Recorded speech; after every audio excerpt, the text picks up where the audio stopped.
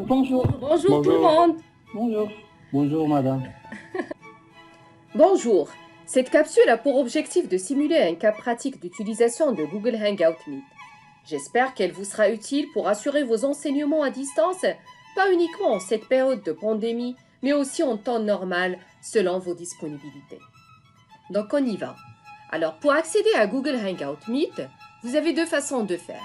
Soit à travers un navigateur, n'importe lequel, et là vous allez écrire meet.google.com et vous accédez facilement. Ben sinon, vous avez ici les fonctionnalités de Google. Donc vous avez le G Suite Google for Education qui vous offre énormément de produits, bien sûr, que vous pouvez utiliser pour assurer vos enseignements. Alors regardez là, vous avez le Meet. Bien sûr, Meet, vous pouvez le joindre à des documents Drive, à votre Classroom, à un agenda. Et donc là, vous avez énormément de fonctionnalités. Ben, ce qu'on va faire, donc là, on va cliquer sur Meet. Ben, regardez. Donc là, voilà la plateforme de Google Hangout Meet. Alors, qui vous permet d'avoir deux options. Donc, soit vous allez rejoindre ou démarrer une réunion, c'est-à-dire en temps réel, maintenant, qui n'est pas programmée. Ben, soit, si vous avez une réunion ou un cours qui est déjà planifié à l'avance, bien sûr, vous allez le retrouver ici. Ben, c'est ce qu'on va faire maintenant. On va planifier un cours. Et donc, dans ce cas-là, on va utiliser Google Calendar. Et donc, je vais écrire sur un navigateur, n'importe lequel, je vais utiliser calendar.google.com. Et donc, ça me permet d'accéder à mon agenda. Et là, en fait, je peux programmer mon cours d'avance pour une date bien particulière, pour la semaine prochaine, après 2 semaines. Et là, l'avantage ici, c'est que ça me permet, et ça permet aussi aux étudiants, de respecter en fait le planning, ou dire l'emploi du temps des cours. Et c'est-à-dire, on va préciser nos cours en fonction des créneaux bien particuliers d'avance.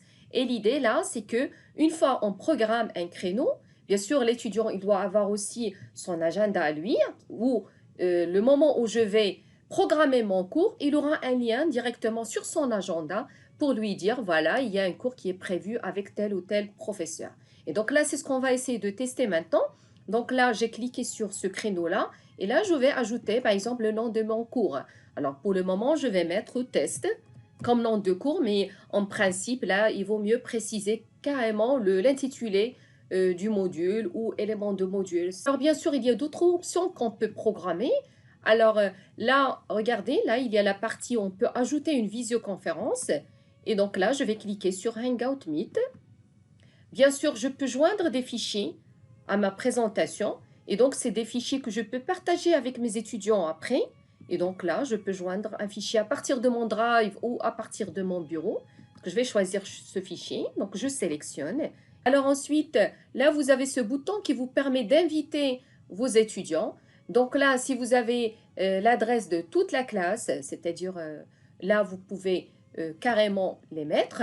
Ben, sinon, vous pouvez, c'est-à-dire leur envoyer un mail après. Donc, c'est à vous de voir. C'est-à-dire, soit le faire à travers le Google Calendar, directement, vous allez le faire directement à travers la plateforme Google Hangout. C'est ce que je vais vous montrer après. Alors, sinon, je vais mettre enregistrer.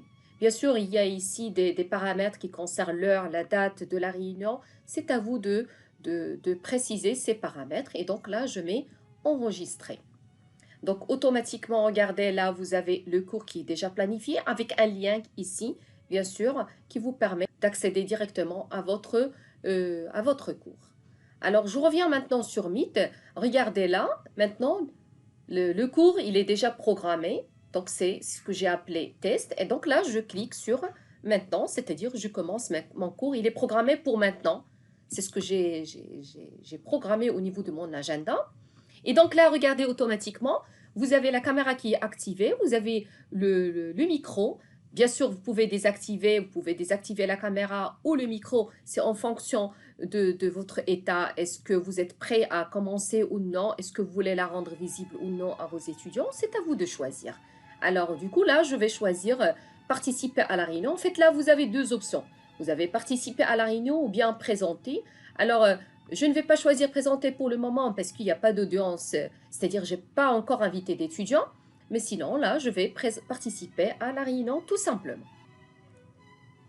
Alors, voilà. Donc là, regardez l'interface qui va être affichée. Là, vous avez un bouton qui est là, qui vous permet d'ajouter en fait les étudiants. Donc, via des adresses mail. Donc, je peux ajouter un étudiant, un groupe d'étudiants ou plusieurs et je vais envoyer l'invitation. Ça me permet quand même d'inviter mes étudiants.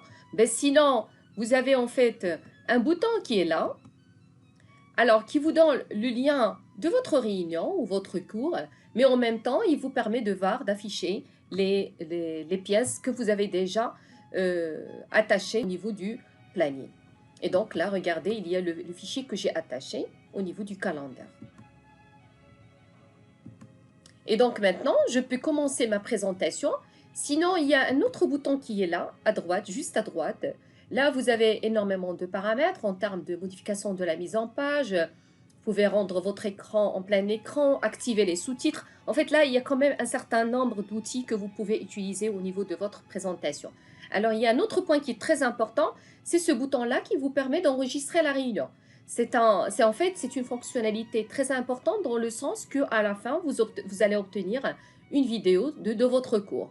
Ben, à ce moment-là, vous pouvez la partager après. C'est-à-dire, si vous n'avez pas invité vos étudiants maintenant, c'est-à-dire lors de votre présentation, cet enregistrement, vous pouvez le partager après. Mais sinon, s'il y a des étudiants qui sont absents et bien sûr, c'est-à-dire ils sont absents à votre cours en ligne, ils peuvent quand même bénéficier de votre cours après. Et là, c'est une très bonne chose. Et donc là, je clique sur enregistrer. Alors, il vous demande d'avoir le consentement de tous les participants.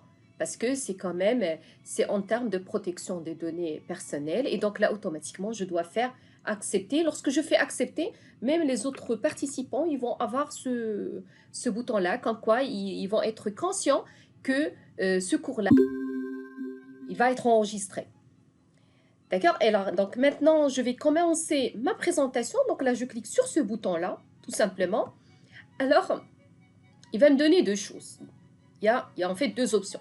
Soit je vais présenter l'intégralité de mon écran, donc dans le cas où je veux présenter plusieurs documents. Sinon, je vais cliquer sur une fenêtre parce que là, j'ai seulement un seul fichier à présenter. Mais en général, au niveau du cours, on utilise beaucoup de documents. Et donc là, il vaut mieux choisir l'intégralité de votre écran. Comme ça vous permet d'avoir quand même cette possibilité de choisir plusieurs documents à la fois. Et donc, je clique sur cette fenêtre et je partage. Alors, le moment où je fais partager, automatiquement, mes étudiants ils vont accéder à ce que je vais partager, c'est-à-dire au contenu qui va être partagé.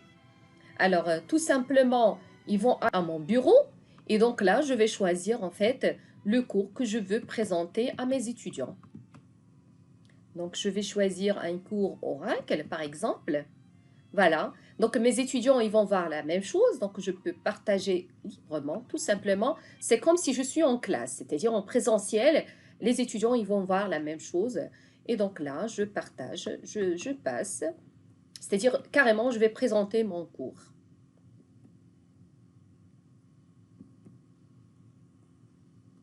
Alors, une fois que je termine, je peux arrêter le partage à travers ce bouton-là.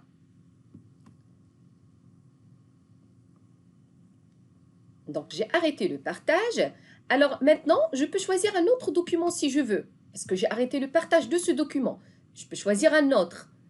Sinon, une fois que je termine, je peux arrêter ma présentation. Alors là, il ne faut pas oublier que ici, en fait, vous avez la liste des participants, mais en même temps, vous avez la possibilité de faire un chat avec vos étudiants, c'est-à-dire leur envoyer des textos et aussi, s'ils n'arrivent pas à comprendre, ils peuvent vous envoyer en fait des messages. Vous pouvez activer ou désactiver leur micro.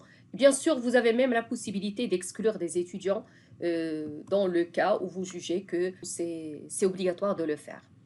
Alors maintenant, je peux arrêter tout simplement. Donc, je quitte l'appel. Voilà, donc j'ai terminé en fait la présentation de mon cours. Alors, sur ce, je vous souhaite bon courage et à la prochaine capsule, Inch'Allah. Bonjour tout le monde. Bonjour, madame.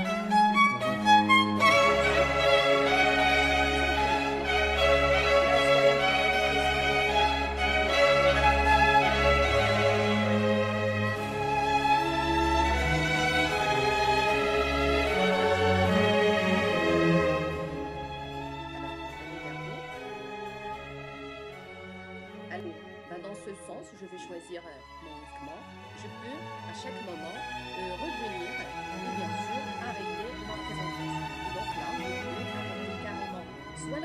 présentation, soit j'arrête.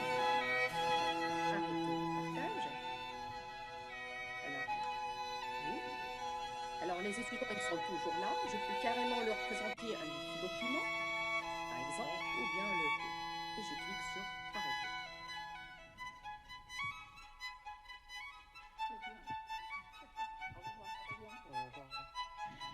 Allez, Au au revoir. revoir.